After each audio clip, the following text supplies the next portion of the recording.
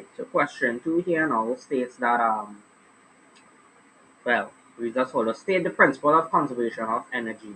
That's simple. Right? So the principle of conservation of energy states that energy cannot be created or destroyed, but it can be transformed from one type to another. Right? So I'll put the definition here. So the principle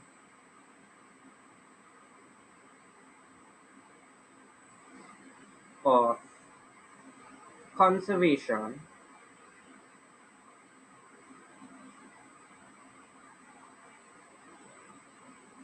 of energy states that energy cannot be created or destroyed,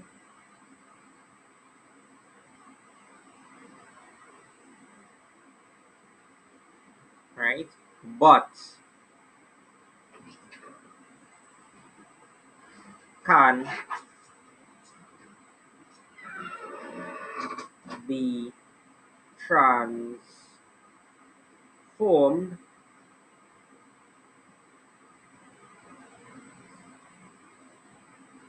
from one type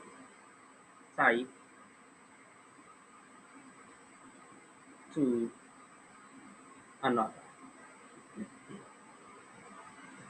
Example might help with the understanding of this principle. For example, um, a fallen coconut or a coconut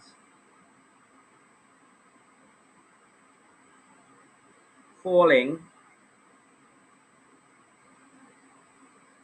from a tree, right, and striking the ground and striking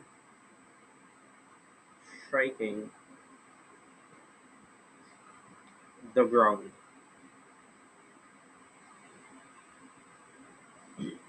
So if you have a tree, let's say this is the tree, you have a coconut up here, it has potential energy. And when it's falling now, let's say this is the ground, and it hits the ground, you would know, well, as it's falling over here, you would have kinetic energy. And as it hits the ground, it will obviously come up to the potential energy because the velocity is now zero, but it would also produce sound, thermal, um, and sound thermal energy, right? When it hits the ground, right? So when it hit the ground, it'll bomb back up, then come back down, and bomb back up, and come back down until it's at rest, right? Um, define the term momentum, right? So you may not have the potential energy here because you might not have height above the, the ground. So you wouldn't really have height, but you would produce the I would say you would produce thermal energy and sound energy. Reason why you wouldn't produce the thermal the potential energy because they don't have H and you need potential energy is mgh. If you don't have the H, you don't have the potential energy. Right, so part two define the momentum and say that's units. That's real easy. So momentum,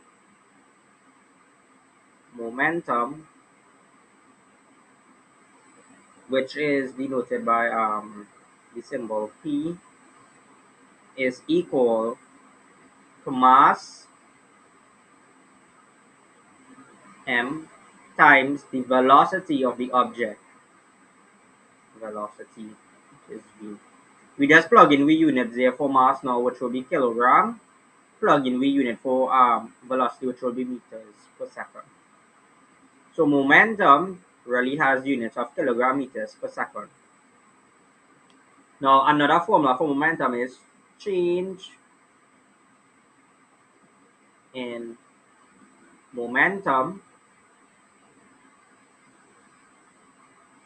is equal to impulse, right? Impulse. Now, what is impulse? Well, impulse is simply force multiplied by time.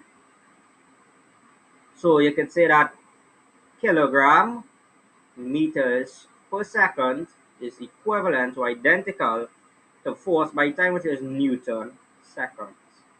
So these are formulas that could work on units that could work. But in terms of SI unit, they would have won the kilogram meters per second, right? So this answer that above up here would have been the correct one, right? Now part B, they state figure 3 shows a girl throwing a shot put, which is like that ball, in a sporting competition. State the energy changes that take place from the time the girl begins to exert a force on the shot put until the shot put hits the ground and stops moving. So when the shot put is in the girl's hand, it has um, no velocity, 0 meters per second, but it is at a height above the ground. So you have some H value, right?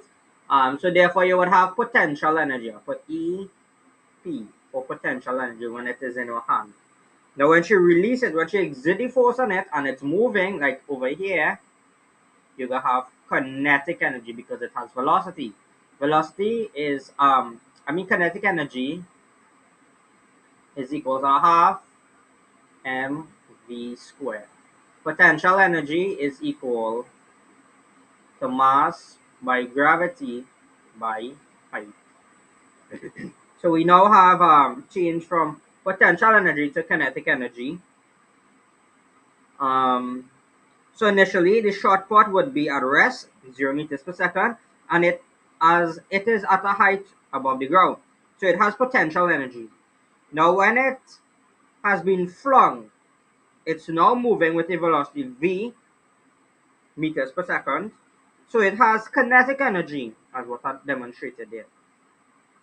Now, due to air resistance and contact with the ground, heat will be produced due to friction. That's when it actually like hit the ground. Right? So if I continue here, so this is the ground here. Let's say hit the ground here. Right? This is the shot pot. Right? On impact with the ground there. You're going to be producing heat, which is thermal energy. Right? So you have potential energy plus thermal energy plus sound energy because it bounces. If it bounces off the ground and it go back a certain height, let's say over here, and it had to come back down, come over here now, right? To come back down it. Over here it has a height, h meters, right? So it has potential energy up here, and then it comes back down with a velocity. You have back the kinetic here, and then you have back more thermal and sound energy, right? That's basically processed it. So you have potential energy plus thermal energy plus sound energy. It will bounce around before coming to a rest. Therefore, it has some kinetic energy of the bouncing around too. Hence, we have kinetic energy again, and then finally potential energy. Right. So what we could have here is potential energy initially.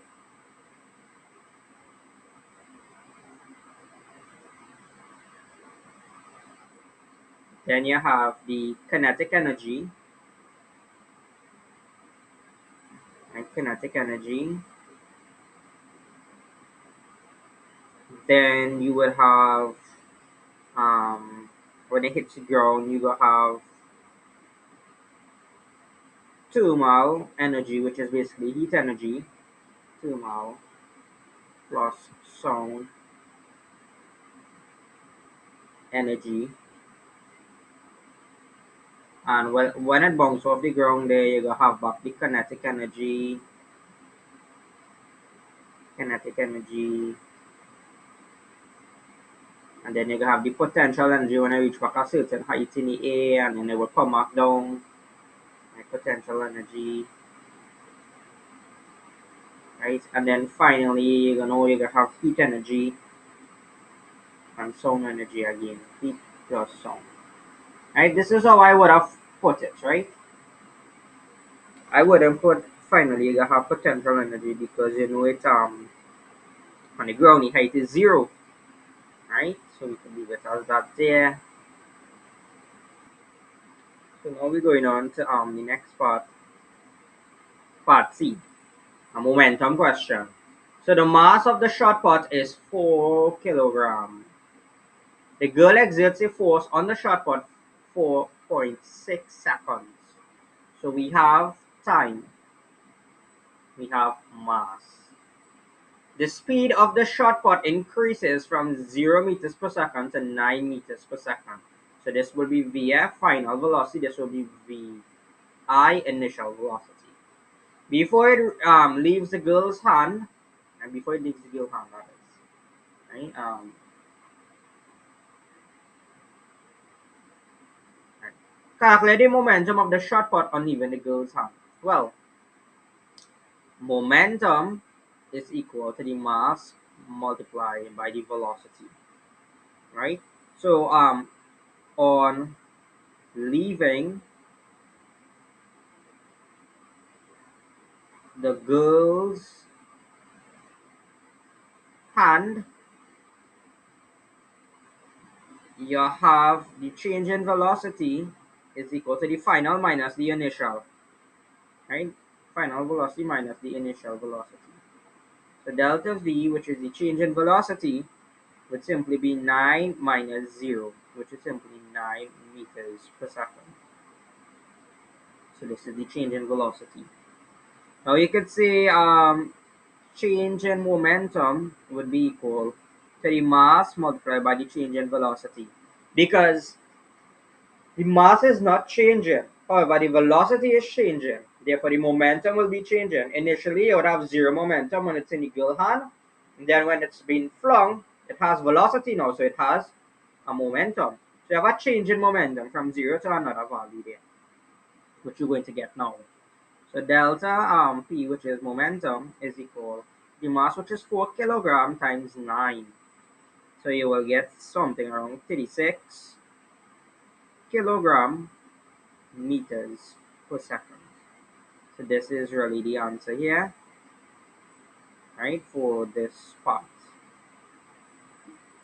right? Very important to note,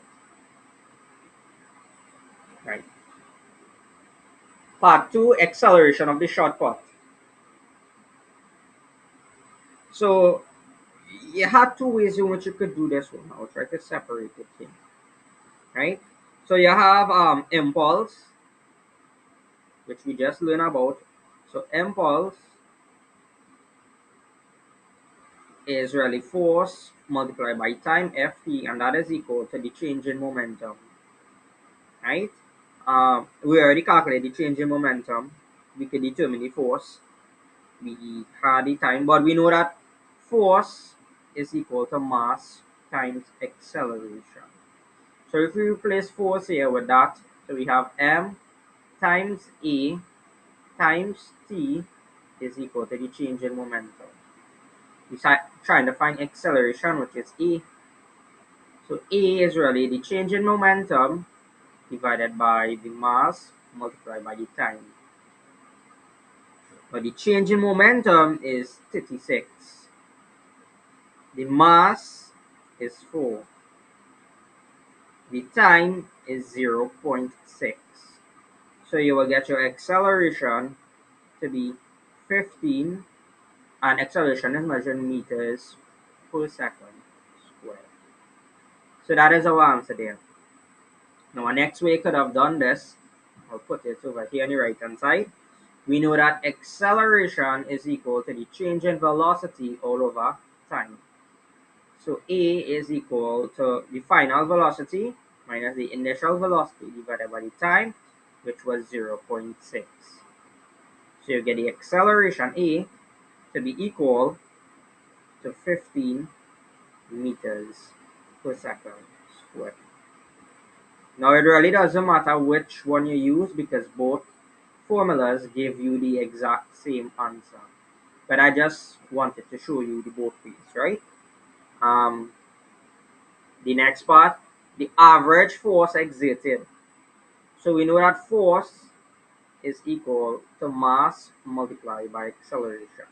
So we just found the acceleration. So force is equal to the mass, which is 4 kilogram, multiplied by the acceleration, which is 15. I'll put my units in my final answer. So 4 by 15 is 60.